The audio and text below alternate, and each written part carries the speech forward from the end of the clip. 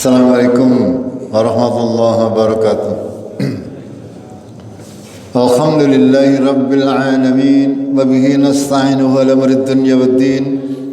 Asyhadu an la ilaha illallah wahdahu la syarika lah wa asyhadu anna Muhammadan abduhu wa rasuluh. Allahumma shalli wa sallim wa barik ala Muhammad wa ala alihi wa ala ashabihi ajma'in. Amma ba'd.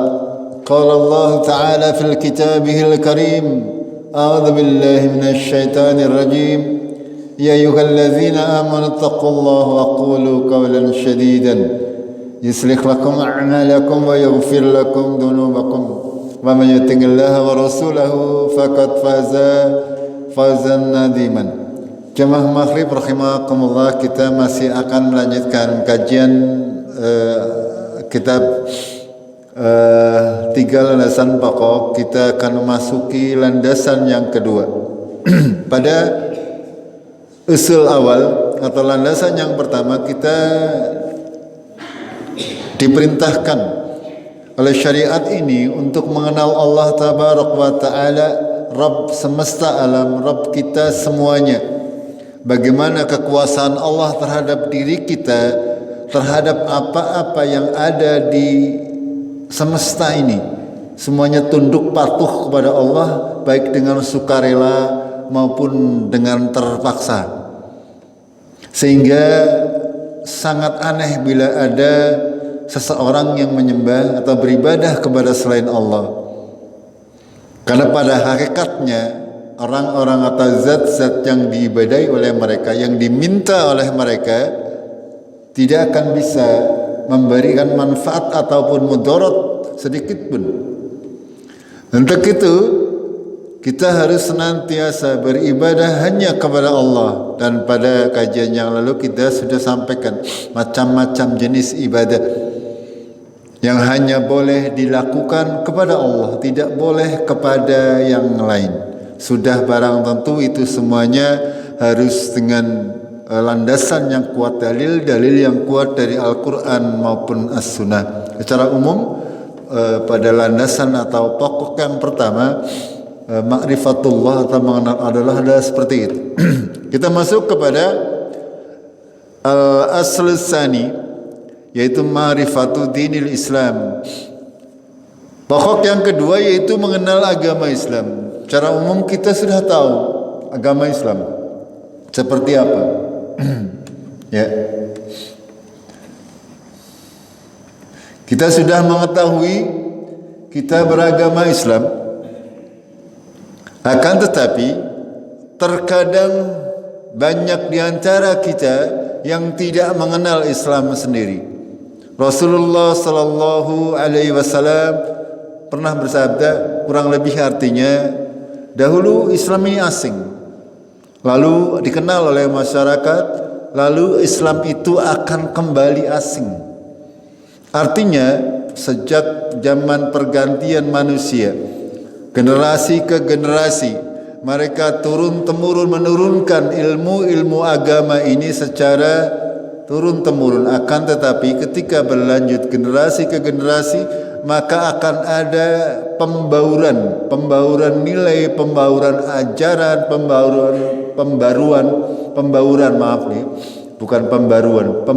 membaur ya, antara kepercayaan dan agama, antara adat dan agama, antara kesyirikan dan ketauhidan, antara iman dan kafir. Itu sehingga menjadi kabur bagi sebagian orang, ya, untuk mengenal agama Allah secara benar. Untuk itu Syekh Muhammad bin Abdul Wahab ini memberikan pedoman yang simpel, ya, melalui kitab kecil ini. Bagaimana cara mengenal agama Islam dengan benar? Beliau berkata, al-aslus tsani, usul yang kedua atau pokok yang kedua, ma'rifatu dinil Islam, yaitu mengenal agama Islam bil adillah, dengan dalil-dalil. Wahwa diantaranya makna daripada dinil Islam adalah al-istislamu lillah, yang menyerahkan diri kita sepenuhnya kepada Allah bitauhid, dengan tauhid, dengan mengesahkan Allah di dalam segala macam peribadatannya. Kita belum dinamakan Islam kalau kita masih mencampur adukan ibadah kita. Kalau kita masih berdoa kepada selain Allah di samping kepada Allah, maka kita belum dinamakan atau belum memahami Islam secara benar. Lalu beliau melanjutkan, wal inqiyadu lahu bitta'ah, dan tunduk patuh kepadanya dengan ketaatan. Artinya segala macam yang diperintahkan oleh Allah, kita mengikutinya. Apapun yang diwahyukan oleh Allah dalam Al-Quran, dari awal surat Al-Fatihah sampai akhir surat An-Nas, itu semuanya adalah kebenaran. Tidak ada satu huruf pun yang salah. Sehingga tugas kita sebagai kaum muslimin, ya seorang yang mengaku beragama Islam, tinggal menjalankan saja. Sudah barang tentu melalui penjelasan-penjelasan yang disampaikan oleh Rasulullah sallallahu alaihi wasallam. Beliau masih melanjutkan, di samping tadi al-istislamu lillahi bitauhid wal inqiyadu lahu bitta'ah, menyerahkan sepenuhnya kepada Allah, berserah diri kepada Allah dengan tauhid, dan juga tunduk patuh dengan ketaatan kepada Allah. Di samping itu beliau memberikan keterangan lanjutan, wal bara'atu minasyirk, dan berlepas diri dari kesyirikan, wa ahlihi, dan ahlinya. Artinya seorang muslim itu harus benar-benar berlepas diri dari kesyirikan dan ahlinya, dan orang-orang yang melakukan kesyirikan. Itu seperti itu maknanya. Gitu. Ini beliau memberi gambaran yang simpel, ya, yang dengan kalimat yang lugas tapi bisa difahami oleh kita semuanya. Islam itu bukan hanya kita menjalankan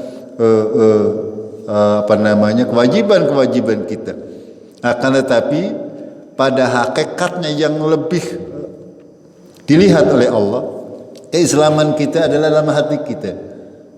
Seberapa ikhlas kita bertauhid kepada Allah, seberapa ikhlas kita taat kepada Allah tabaraka wa taala, seberapa jauh kita dari kesyirikan. Berapa banyak kaum muslimin yang mengaku beragama Islam, akan tetapi masih mencampur adukan segala macam peribadatannya dengan peribadatan yang dilarang dalam syariat agama Allah. Dalam sebuah hadis Rasulullah sallallahu alaihi wasallam bersabda, "Badal Islamu ghariban wa sayaudu kama bada'a ghariban. Fatuba lil ghuraba." Ya, Rasulullah dalam hadis yang lengkap bersabda, Islam muncul dalam keadaan asing, tidak diketahui secara umum. Manusia pada saat itu banyak terjebak di dalam agama kesyirikan secara umum di seluruh dunia. Di seluruh dunia tidak ada agama tauhid lagi, hanya sedikit segelintir manusia yang benar-benar menyembah Allah pada saat itu dari golongan ahlul kitab. Masih ada, hanya sebagian kecil. Sebagian besar manusia mereka menjalankan kesyirikan. Sebagian besar manusia di seluruh dunia pada waktu itu, ya. Sehingga ketika Islam datang kepada mereka, mereka menganggap bahwa ini adalah ajaran yang aneh, ajaran yang asing. Itu. Dan ketika waktu berjalan, sudah barang tentu Islam dikenal oleh masyarakat luas, dipeluk oleh masyarakat luas. Lama-kelamaan generasi berjalan, kembali menjadi asing, kembali menjadi aneh, yang merupakan tuntunan orang Islam sendiri tidak mengetahui kembali bagaimana cara sholat yang benar, bagaimana cara berdoa yang benar, ya, bagaimana cara mengagungkan Rasulullah yang benar, mencintai Rasulullah yang benar, itu kaum muslimin banyak yang tidak mengetahuinya, sehingga mereka menjalankan syariat agama Allah dengan tidak berdasar pada landasan yang sahih, sehingga agama Islam akan kembali dalam keadaan asing itu ya. Ketika disampaikan dalil dari Al-Quran dan As-Sunnah, mereka tidak mengetahuinya, bahkan mengatakan bahwa itu adalah sesuatu yang asing itu. Dan Rasulullah bersabda, maka beruntunglah orang-orang yang asing. Artinya ketika di tengah kerancuan beragama, di tengah kekacauan dalam pemikiran agama, masih ada manusia-manusia yang senantiasa berpegang teguh kepada Al-Quran dan Sunnah Sahihah. Ini yang dikatakan oleh Rasulullah sebagai ghuraba, orang yang asing. Akan tapi Rasulullah mengatakan, maka beruntunglah orang-orang yang dianggap asing tersebut. Ya, pada hakikatnya mereka hanya menjalankan Al-Quran dan As-Sunnah sesuai dengan kaidah-kaidah yang benar, tidak menambahi, tidak mengurangi. Itu seperti itu. Ya. Jadi dari kalimat yang simpel ini, ya, menjadi penting bagi kita semuanya untuk senantiasa berusaha memahami Islam secara benar, mengenal tata cara sholat secara benar, mengenal tata cara berdoa secara benar, ya. Karena banyak di antara kita berdoa akan tetapi tidak menggunakan kaidah berdoa yang benar, tidak pernah mencontoh Rasulullah di dalam berdoa, sehingga mereka bahkan asing dengan agama mereka sendiri. Mereka menjalankan ritual-ritual yang seolah-olah menjadi ritual Islam, padahal itu bukan, sama sekali bukan ritual agama Islam. Itu seperti itu.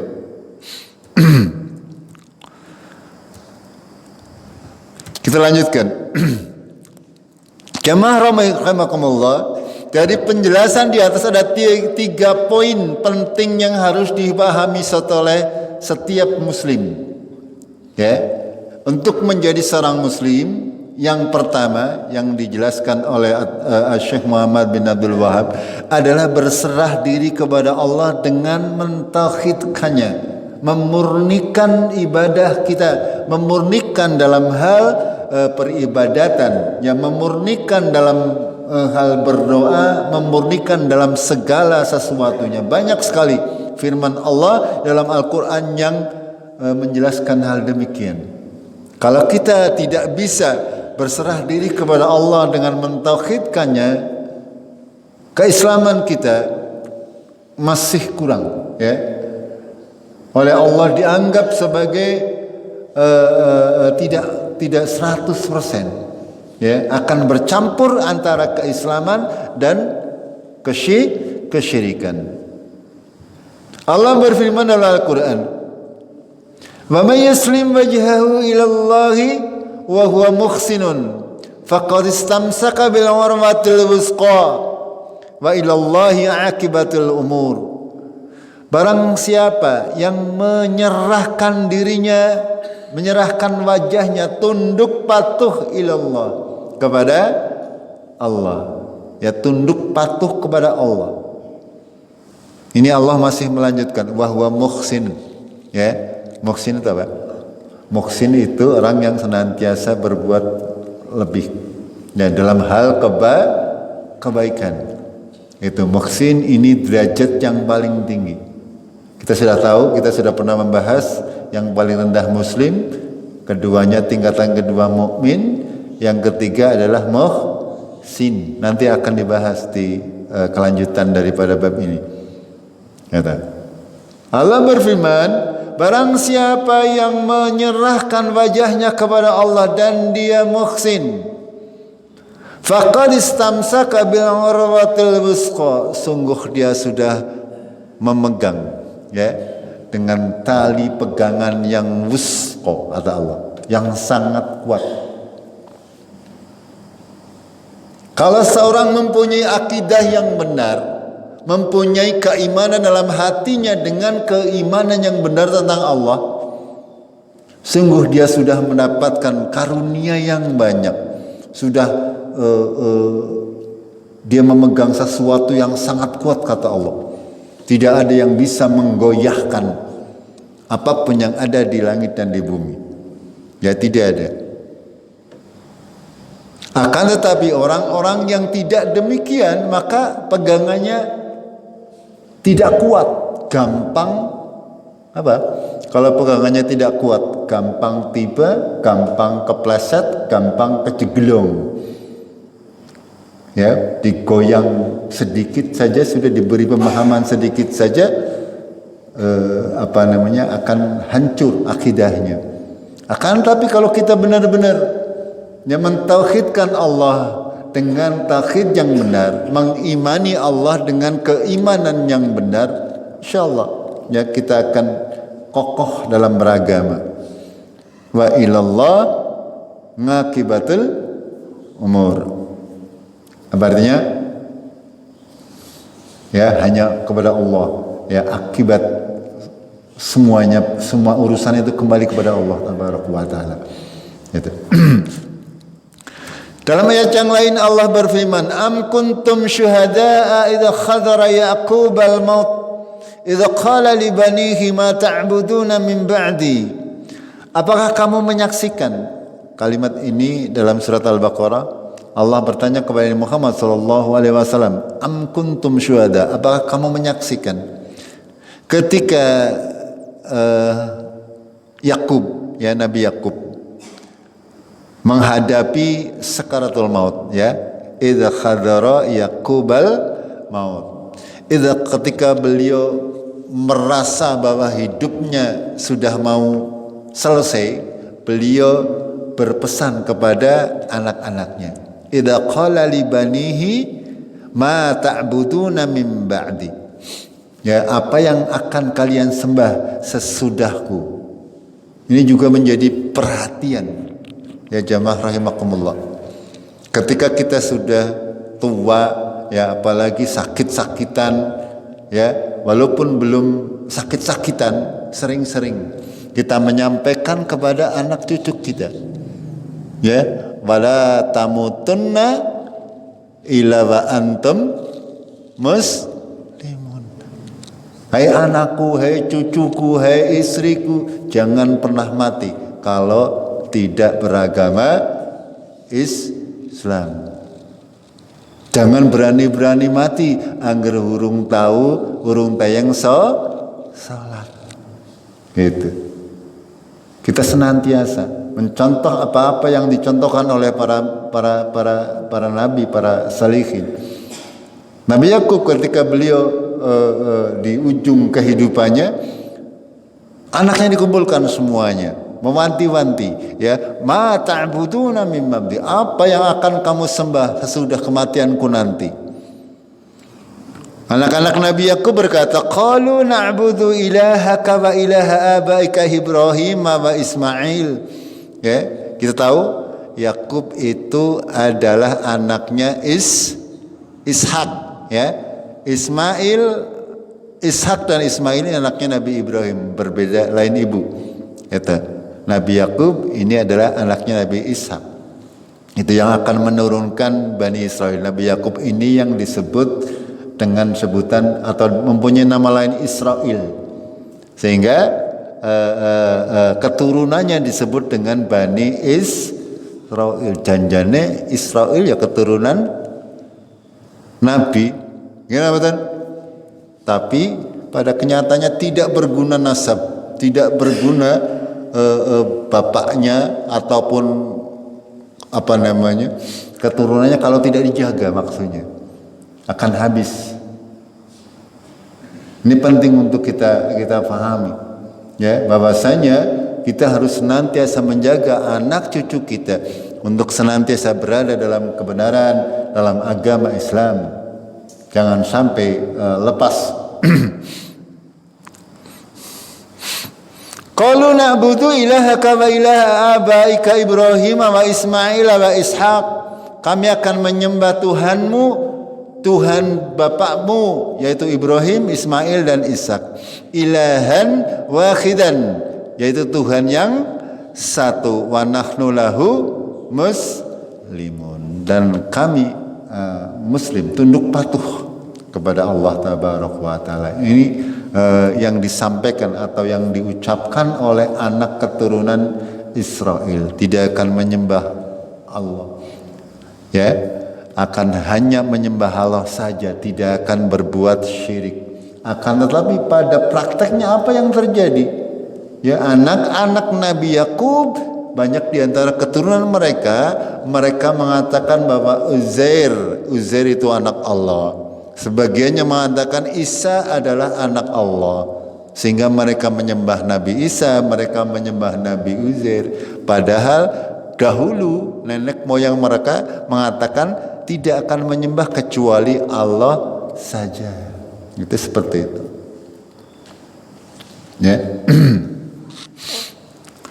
Dalam ayat yang lain Allah berfirman, fa ilahukum ilahu wahid falahu aslimu wa basyiril muhbitin.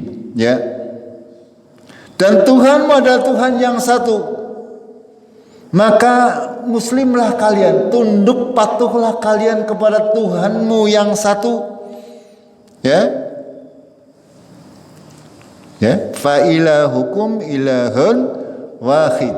Ya, Tuhanmu adalah Tuhan yang satu. Tidak ada Tuhan kok 2, 3 atau Tuhannya banyak. Tidak ada. Tuhan kita Allah itu hanya satu. Falahu aslimu. Maka berserah dirilah, Islamlah kalian kepada Allah, tunduk patuhlah kalian kepada Allah yang satu. Kalau kalian melakukan itu, maka berilah kabar gembira bagi mukhbitin. Mukhbitin, orang-orang yang tunduk patuh kepada Allah.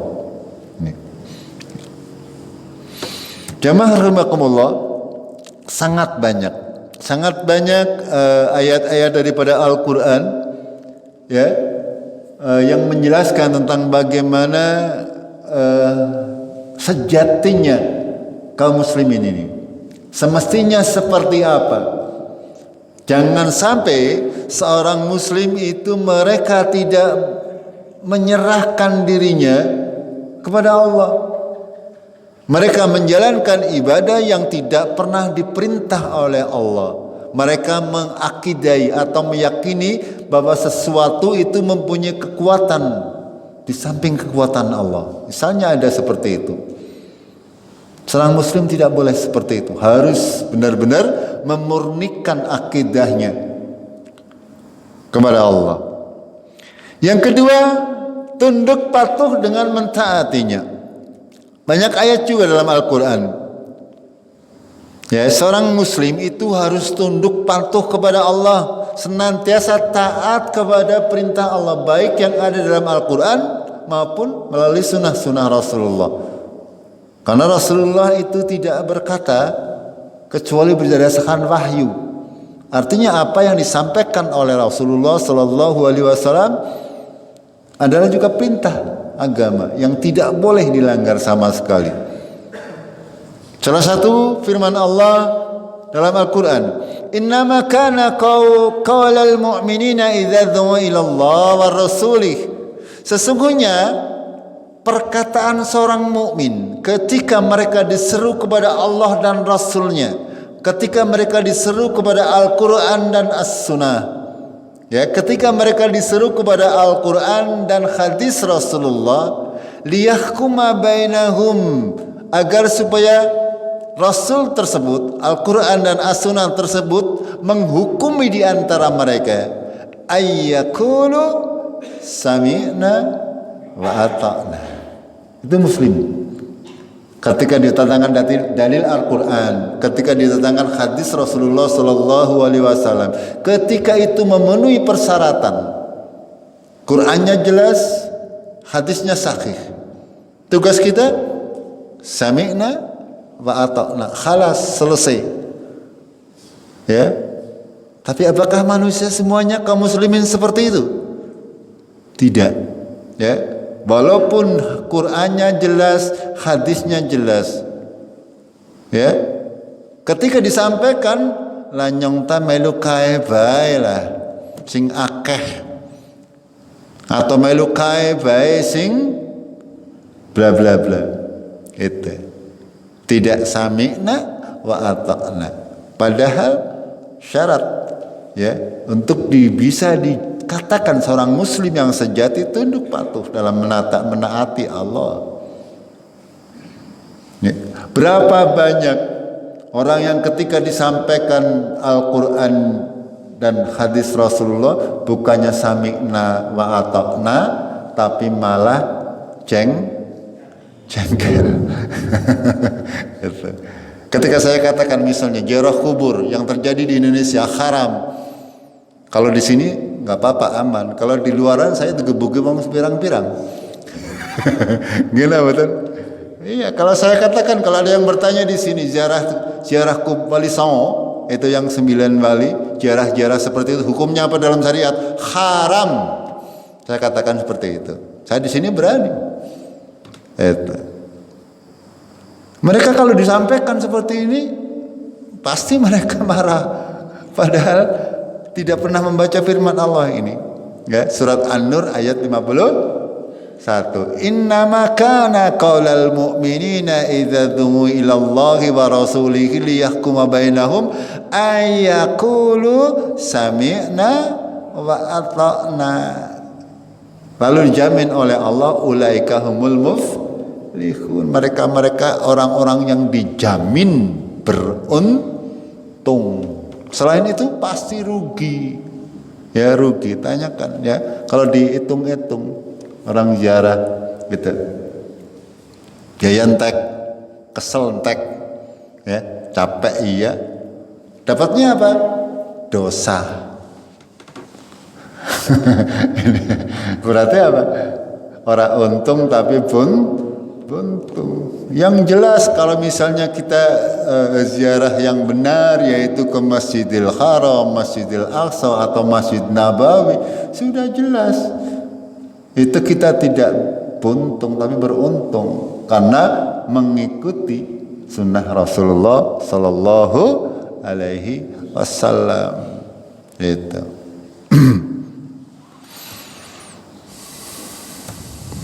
Dalam ayat yang lain, wa yaquluna amanna billahi wa birrasul wa ata'na thumma yatawalla fariqum minhum min ba'di dzalik wa ma ulaika bil mu'minin. Ini kebalikannya. Mereka berkata amanna, kami beriman billahi wal rasul wa bir rasul. Kami beriman kepada Allah dan kepada Rasulullah wa ata'na, dan kami taat. Akan tetapi orang-orang yang kebalikan dari yang di atas itu ketika mereka mengatakan demikian, lalu ketika berpaling ke belakang mereka berpaling, summa yatawalla, berpaling fariqum minhum, sebagian dari mereka, sebagian dari, ya barangkali, mudah-mudahan tidak ada, ya kalau di kita mudah-mudahan tidak ada. Di sini ya sami'na wa ata'na, begitu di luar Pak Kusionong Lombok. Nyatanya sami'na wa ata'na ini karo kae karo Habib anu lah. Atau karo Kiai anu ya. Kasih ngerti apa ya. Padahal yang disampaikan adalah Al-Quran. Ini bukan saya mengatakan ya. Sekali lagi ini perkataan daripada Syekh Muhammad bin Abdul Wahab. Ini syarahnya dari Ustadz Firanda Dija, ya, doktor gelarnya. Saya hanya menyampaikan kembali kepada panjenengan, ya. Ya. Dalam Al-Quran sangat banyak ya orang-orang yang berpaling daripada Al-Quran dan Sunnah. Ya, sesudah datang kepada mereka penjelasannya, kata Allah, wa ma ulaika bil mu'minin. Sejatinya mereka bukan orang-orang yang beriman. Sejatinya. Mereka sama sekali tidak beriman. Ya, kalau dikatakan ini tidak boleh, ya, karena melanggar Al-Quran dan As-Sunnah, kok tidak ngandel? Orang ngandel tidak sami'na wa ata'na, berarti sejatinya dia bukan orang yang beriman. Ya. Sebuah contoh begini, ada seorang muslim, dia punya jimat. Ya. Punya jimat. Ketika dikatakan jimat itu haram musyrik, ya. Malah sing penting kan jaluk kemarin Gusti Allah. Ya, ini kan sebagai perantara, ini contoh. Ini pada hakikatnya orang yang demikian ini adalah bukan orang beriman. Sekali lagi, hakikatnya dia orang beriman. Seorang muslim, dia menjalankan seluruh syariat agama Allah, tetapi dia melakukan sesajen misalnya. Pada hakikatnya dia bukan orang beriman. Pada hakikatnya dia tidak digolongkan sebagai orang-orang yang beriman. Wa ma ulaika bil mu'minin. Itu seperti itu. Ini jelas ya dalam Al-Qur'an, dijelaskan kepada kita semuanya. Sejelas seperti sinar matahari pagi, sangat jelas. Akan tapi ketika disampaikan kepada orang-orang yang menjalankan seperti itu, mereka bukannya sami'na wa ata'na, tapi malah jengkel itu tadi, malah marah, tidak terima. Ini ya, kita harus benar-benar bari'atun bisyirk wa ahli. Ya, kita benar-benar berlepas dari kesyirikan dan ahlinya. Yang ketiga, ya, berlepas diri dari kesyirikan dan pelakunya. Dalam banyak ayat Allah Subhanahu wa taala menjelaskan hal ini. Ya. Allah berfirman, "Faman yakfur bit-taghut wa yu'min billah faqad istamsaka bil 'urwatil wuthqa lan fisama laha wallahu sami'un alim." Ini surat Al-Baqarah, ya. Ayatnya 256. 255 itu ayat kursi, ini ayat berikutnya.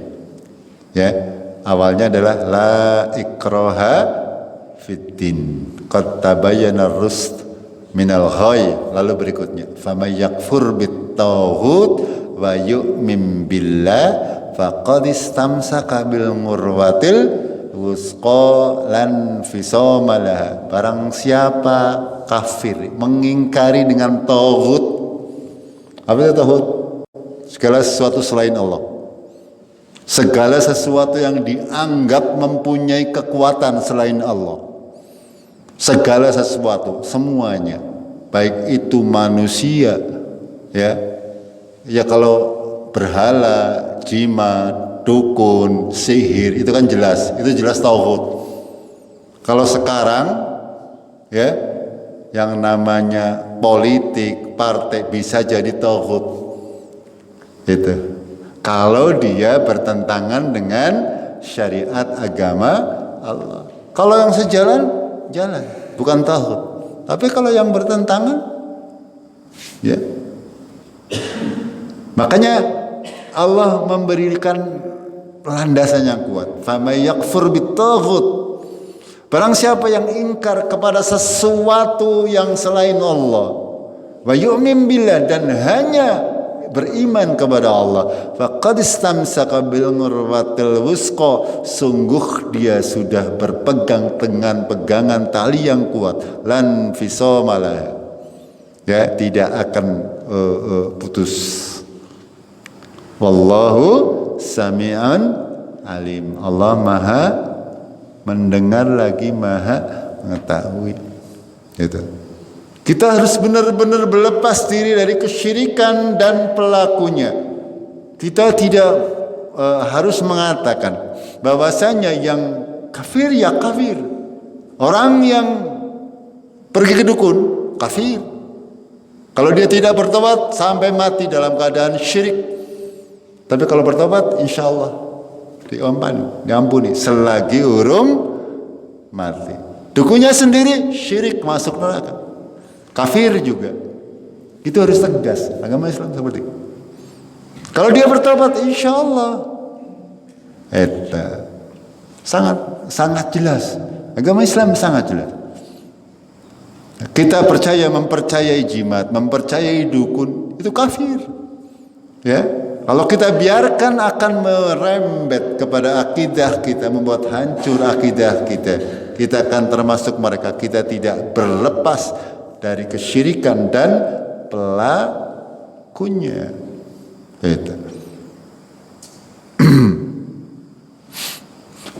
Dalam ayat yang lain Allah berfirman, fa'lam annahu la ilaha illallah. Ketahuilah bahwasanya tidak ada ilah, tidak ada Tuhan yang berhak untuk disembah, tidak ada Tuhan yang berhak untuk dimintai pertolongan, tidak ada Tuhan, tidak ada zat lain yang boleh kita berdoa meminta segala sesuatu illallah, kecuali hanya kepada Allah tabaraka wa taala. Ya, kita harus yakin innad dina indallahil Islam. Agama di sisi Allah hanya Islam. Agama yang selain agama Islam tidak diterima oleh Allah, dan mereka semuanya akan masuk ke dalam neraka. Kita harus yakin itu. Kita berlepas dari kesyirikan dan para pelakunya dalam urusan agama. Akan tapi dalam urusan biasa kita bercengkrama, berbisnis, bertetangga dengan orang-orang kafir tidak masalah. Akan tetapi ketika mereka mengajak kepada kesyirikan, kita berlepas diri. Ada tetangga misalnya satu RT, ya, nanggap ebek, kita berlepas diri. Itu kesyirikan, mengandung kesyirikan. Ya, kalau panjenengan melu urunan melu grubyuk, itu berarti ta'awanu 'alal ismi wal mudwan. Bertolong menolong dalam dosa dan permusuhan. Itu seperti itu, harus jelas. Perkara mau diterjang saja ya monggo saja, resikonya dewek. Gampang Bok, itu kalau saya seperti itu. Dan terkait hukum syariat bagi saya harus jelas, ya, perkara mau diterjang ya silakan, mau resikonya ditanggung sendiri. Saya hanya menyampaikan, ya, karena kalau saya tidak menyampaikan, yang berdosa ya saya. Olah Pak Ustadz ratu warai jere olih bisa. Ya, itu saya yang berdosa. Ya, ketika saya sudah sampaikan kok panjenengan esi nerak bae ya monggo. Wong resikone dosane ditanggung dewek. Itu seperti itu. Ya. Kema Buddha, Hindu, Nasrani, Yahudi, penyembah kuburan, penyembah pohon, orang yang suka sedekah bumi, sedekah laut, semuanya syirik. Saya sampaikan seperti itu. Kalau tidak segera bertobat, mereka masuk ke dalam neraka. Ya syukur kalau ada kebaikannya, mungkin Islamnya semending.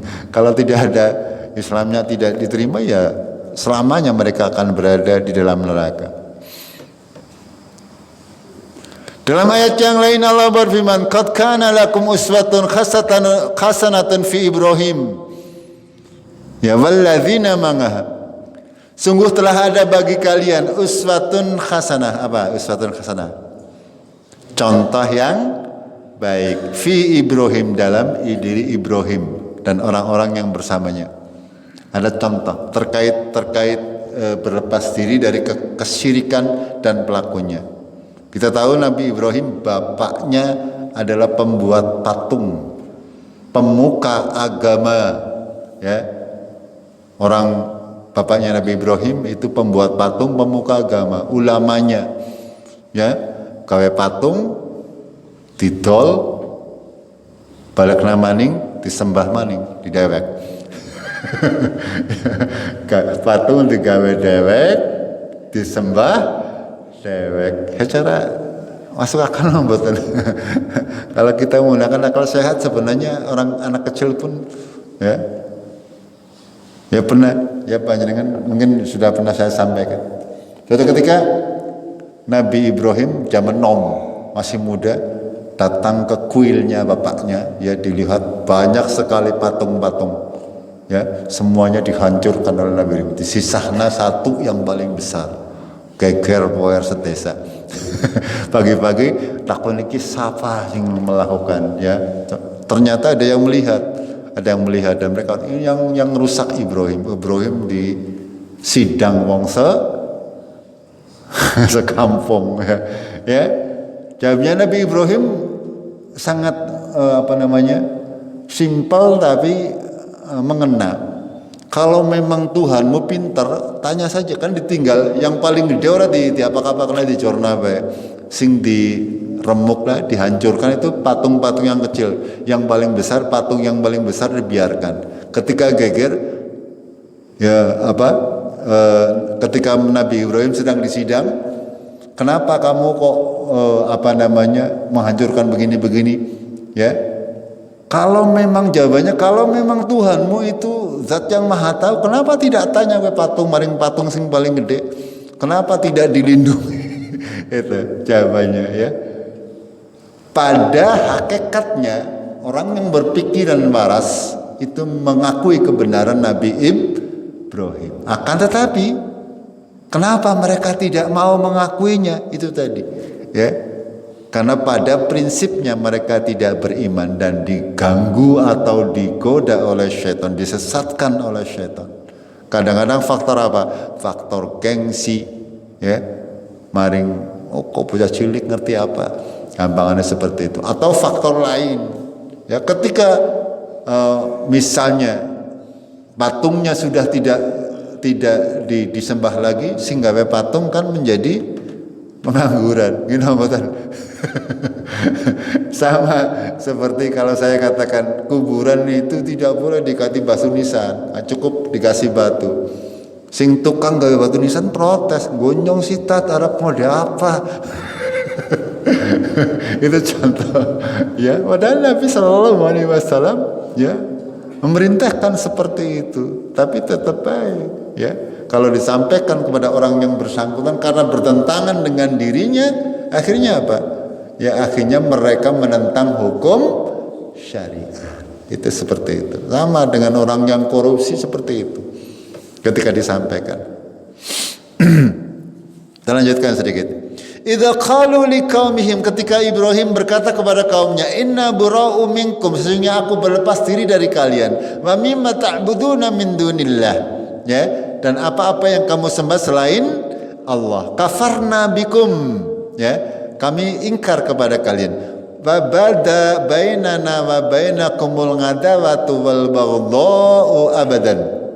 Maka mulailah di antara kami dan kamu permusuhan dan kebencian selama-lamanya, hatta tu'minu billahi wahda, sampai kalian beriman kepada Allah sendiri saja. Selamanya dalam hal akidah, kita dan orang-orang selain orang Islam akan senantiasa berseberangan, tidak akan mungkin bisa bersatu, ya, karena secara keimanan, secara kepercayaan berbeda, ya, antara saya dengan orang yang senengnya maring jimat. Selamanya orang bakal nyambung, gini betul, selamanya sampai kiamat, kecuali dia berubah, sadar, beriman kepada Allah sendiri, maka akan bisa. Makanya kita benar-benar harus berlepas diri dari orang-orang seperti itu. Ya, dalam urusan syariat, dalam urusan agama. Kalau urusan-urusan keduniaan masih diperbolehkan, tidak masalah kita berbisnis dengan orang Yahudi, orang Nasrani, orang Hindu, Buddha, nggak apa-apa.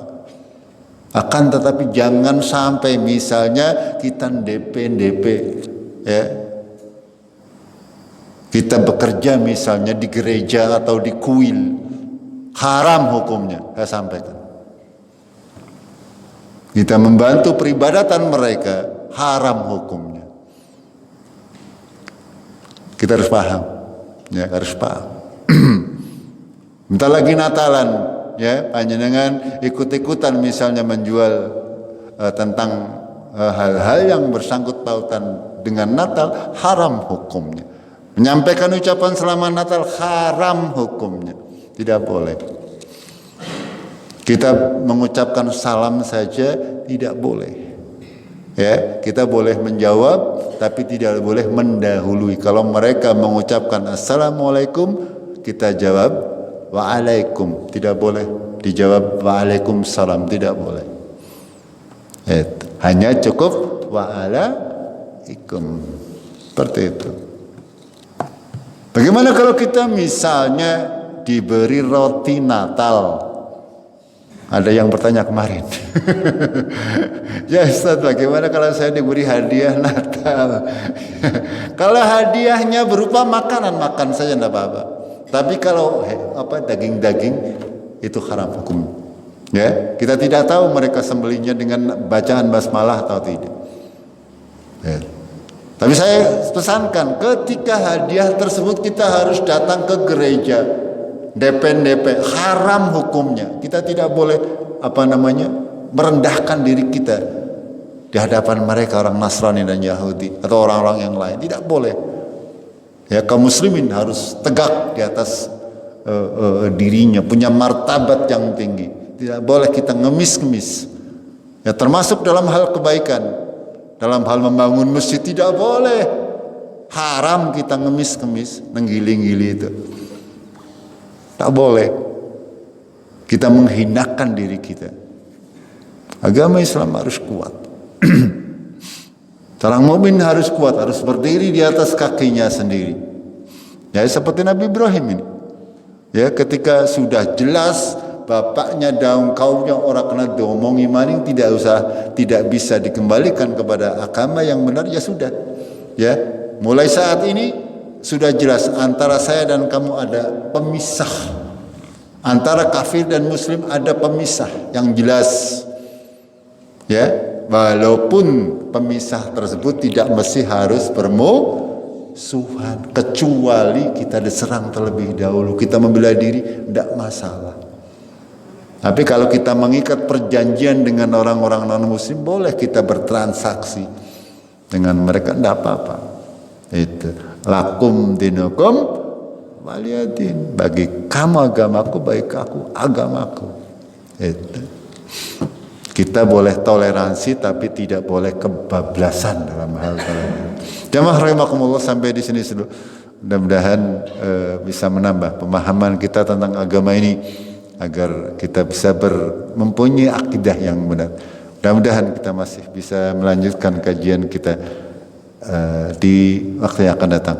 Kita akhiri dengan kafaratul majlis. Subhanakallahumma bihamdik, asyhadu an la ilaha illa anta, astaghfiruka wa atubu ilaik. Billahi taufiq wal hidayah. Assalamualaikum warahmatullahi wabarakatuh.